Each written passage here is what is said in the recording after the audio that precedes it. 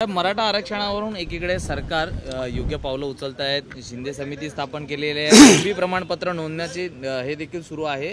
पण दुसरीकडे आपण पाहतोय की सरकारमधील मंत्री याच एकूणच कार्यपद्धतीवर संशय व्यक्त करतायत. ते म्हणजे छगन भुजबळ त्यांनी कालच्या सभेत कुणबी प्रमाणपत्रांबाबत संशय व्यक्त केलेला आहे. कसं पाहता?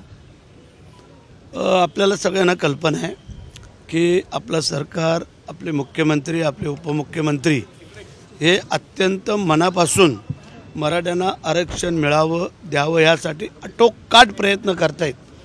त्या उपसमितीमध्ये आम्ही मेंबर्स आहोत आणि त्या मीटिंगला आम्ही हजर असतो. तेव्हा आम्हाला ती कल्पना आहे की नक्की काय चर्चा होते. तेव्हा कोण काय बोलतं आणि काय नाही बोलत याच्यापेक्षा जे आपल्या मुख्यमंत्र्यांनी ठरवलं आणि द्यायची सुरुवात केलेली आहे, ज्या नोंदी सापडत आहेत त्याप्रमाणे ते दाखले दिले जात आहेत.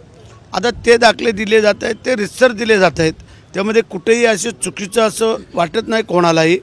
परंतु आता काही लोकांना मुद्दामच त्याच्यामध्ये काय राजकारण करायचं आहे किंवा जे काय चांगलं होत चाललेलं आहे त्याच्यामध्ये अडथळा निर्माण करायचा आहे हे आम्ही सांगू शकत नाही. परंतु आम्हाला पूर्ण खात्री आहे की आपले मुख्यमंत्री, उपमुख्यमंत्री आणि सगळं मंत्रिमंडळ या आरक्षणाला देण्याबद्दल एकदम तयार आहेत.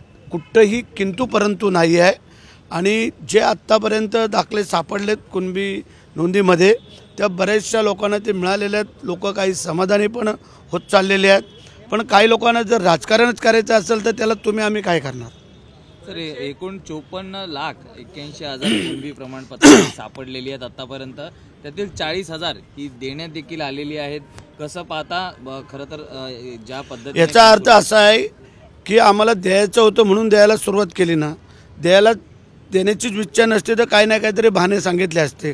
परंतु ज्या वेळेला तपासण्या केल्या, ज्या सगळीकडं निजामाच्या काळातले सर्व दाखले शोधले गेले, मराठवाड्यासाठी खास बाब आहे अत्यंत आनंदाची की एवढे दाखले मिळाले. त्याचा अर्थ ह्या नोंदी सापडलेल्या आहेत आणि त्या नोंदीच्या आधारे त्यांची नावं आहेत, त्याचे पुढचे नातेवाईक त्यांनाही त्या दाखले दिले जातील.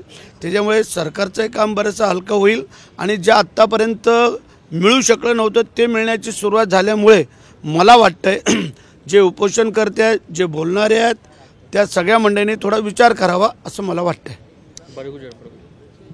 बडगुजर यांच्या संदर्भात जे काही अनेक धक्कादायक गोष्टी समोर येत आहेत, सलीम कुत्ता यांच्यासोबतचा त्यांचा व्हिडिओ व्हायरल झाला होता. आपणही सभागृहात आक्रमक झाला होता. आजही आपण याबाबत निदर्शनं करणार आहात. कसं आहे एकूणच? नाही, वस्तुस्थिती त्याला आम्ही सामोरं जाणार आहोत. तो कोणी का असं ना, देशाच्या संदर्भामध्ये ज्याने एवढ्या लोकांना मृत्यू घडवून दिला, जायबंदी केले आणि त्याच्याबरोबर एक हिंदुत्ववादी संघटनेचा कार्यकर्ता, पदाधिकारी जर अशा प्रकारे जर वागणूक होत असेल तर मग ते चुकीचं आहे, कोणी का असं ना. आणि त्याबद्दल आज त्याचा जय महाराष्ट्र आम्ही करतो. ठाण्यात झालेल्या प्रकरणावर मुख्यमंत्र्यांनी टार्गेट केलं येतं आहे की ते जवळचे आहेत IAS ऑफिसर मुख्यमंत्री म्हणून त्यांना वाचवलं जातं. असं काही नाही आहे. ती बाब आम्हालाही पूर्ण काही कल्पना नाही किंवा काय नाही. जी काय वस्तूची त्याला मुख्यमंत्री सामोरं जातील त्याला उत्तर दिलं जाईल.